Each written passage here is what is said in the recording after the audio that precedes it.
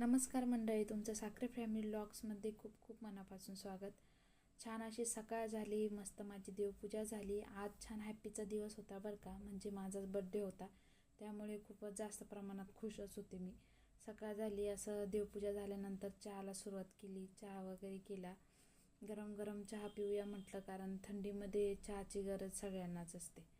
असं छान चहा ठेवला, त्यात मला अद्रक खूप आवडतं बरं का. अद्रक कसं घशासाठी वगैरे खूप उत्तम आहे, त्यामुळे मी चहामध्ये अद्रक वगैरे हे जास्त प्रमाणात यूज करते. त्यात खुश राहण्याचं अजून एक कारण होतं. आज म्हणजे बड्डे असल्यामुळे शिवचे पप्पाही घरी होते आणि शिवही खूप खुश होता. बघा कसा झोपेतून उठून आलाय, मस्त नमस्कार करतोय तुम्हाला. त्याला घेतलं, त्याच्यात थोडासा वेळ त्याच्यासोबत घालवला. मग त्याचे पप्पाही आले माझ्यासोबत चहा बनवायला. मस्त गप्पा वगैरे मारल्या आणि नंतर काय आम्ही मस्त चहा घेतला, फ्रेश झालो. तेही फ्रेश झाले, त्यालाही फ्रेश केलं आणि आम्ही मस्त चहा घेऊन बसलो. बऱ्याच वेळ अशा गप्पा मारल्या. कसं आहे ना, सुट्टीच्या दिवशीच असा वेळ घालवायला भेटतो. इतर दिवस ड्युटीवरती म्हणजे ऑफिसला त्यांना जायचं असतं, त्यामुळे असा काही वेळ भेटत नाही. शिव झोपलेला असतो तोपर्यंतच ते ऑफिसला चालले जातात, कारण कसं आहे ना, तो उठला की त्यांना ऑफिसला जाण्यात खूपच त्रास देतो. असं काही आमची दिवसाची दररोजची सुरुवात होते, पण आज सुट्टी असल्यामुळे अशी सुरुवात झाली. सुट्टी असली का कसं सर्वच काही निवांत असतं ना, त्यामुळे आम्ही सर्व काही निवांतच करतो. एवढी काही घाई करत नाही. काम तर हे दररोजच असतं, पण हा वेळ घालवणं ही आपल्या जास्त गरजेचं आहे. हा वेळ परत काय भेटत नाही, त्यामुळे असं काय आम्ही करतो. मग त्यानंतर सगळं आवरलं आणि शिवचं पण आवरून घेतलं बरं का. बड्डे असल्यामुळे आम्हाला ना बाहेर जायचं होतं. कुठे जायचं हे तुम्हाला पुढे व्हिडिओमध्ये कळेलच. त्यामुळे शिवच्या अशी त्याला छान आंघोळ घालून आणली आणि त्याला रेडी केलं. आमचं कसं आहे, आंघोळीला खूप रडरड असते आणि कपडे घालण्यासाठी पण खूप रडरड असते. आम्हाला असे कपडे आणि आंघोळीला म्हटलं की केस धुवायचे नाही, तोंडाला साबण लावायचे नाही, असे काही अटी असतात. तेव्हाच आम्ही आंघोळीला घुसतो. असं काही आमचे शिवचे नाटक आहे. इकडे छान असे कपडे घातले, त्याला रेडी केलं आणि नंतर मी पण स्वतः रेडी झाले बरं का जाण्यासाठी.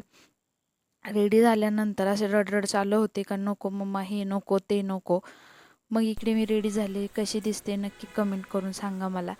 छान अशी साधंच मेकअप केलेला होता. मी अशी रेडी झाले, मंदिरात जायचं होतं त्यामुळे. मग काय आम्ही निघालो मंदिराकडे जाण्यासाठी. आम्ही नवशा गणपतीला चाललो होतो. आणि कसं आहे, बड्डे ॲनिव्हर्सरी काहीही असो, आम्ही नवशा गणपती, जे कोणी नाशिकमध्ये राहत असेल त्यांना माहीतच असेल हे मंदिर.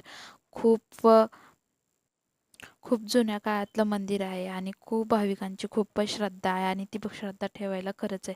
का नवसाचा गणपती आहे. तुम्ही जो काही नवस कराल, मनापासून कराल, तो नवस पूर्ण होतो बरं का इथे. त्यामुळे इतकी गर्दी असते इथं भाविकांची. प्लस चतुर्थीच्या दिवशी तर जागाच मिळत नाही उभं राहायला, इतकी काही गर्दी असते. आम्ही अशा मधल्या दिवसात गेलो होतो, त्यामुळे जास्त प्रमाणात गर्दी नव्हती. तिथे ना परमिशन नाही बरं का आतमध्ये फोटो काढायला, व्हिडिओ काढायला. पण मी कुठेतरी कसा तरी प्रयत्न केला आणि तुम्हाला हा छोटा गावानं तिथला गणपतीचं व्हिडिओ म्हणजे फोटो दाखवला आहे. तिथले आम्हाला फोटो आतमधले काही काढू देत नाही.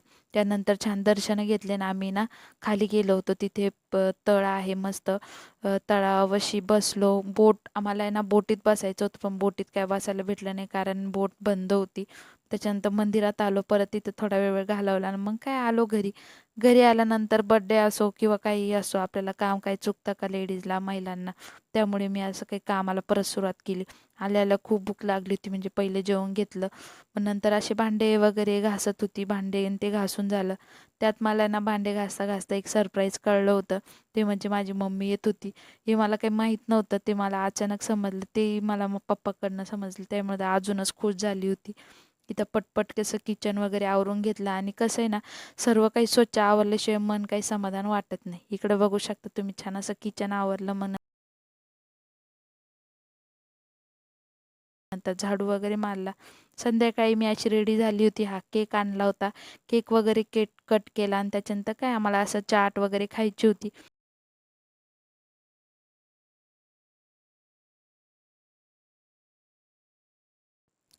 मस्त अशी चाट वगैरे घेतली बरं का. तर आम्हाला काही भूक नव्हती, त्यामुळे आम्ही पाणीपुरी वगैरेच खायला आलो होतो. इकडे बघा थंडीच्या दिवसात खूपच ओरडली, पण काय ऐकायलाच तयार नाही. मग काय करणार, काय विनाकारण रडवणार. त्याच्यामुळे त्याच्या पप्पांनी घेऊन दिली. आणि कसं आहे ना, आम्ही बोललं का त्यांना आवडत नाही त्याला काही. व्हिडिओ आवडला लाईक शेअर कमेंट नक्की करा बरं का, आणि चॅनलला सबस्क्राईब करा. आपले डेली व्लॉग नक्कीच येणार.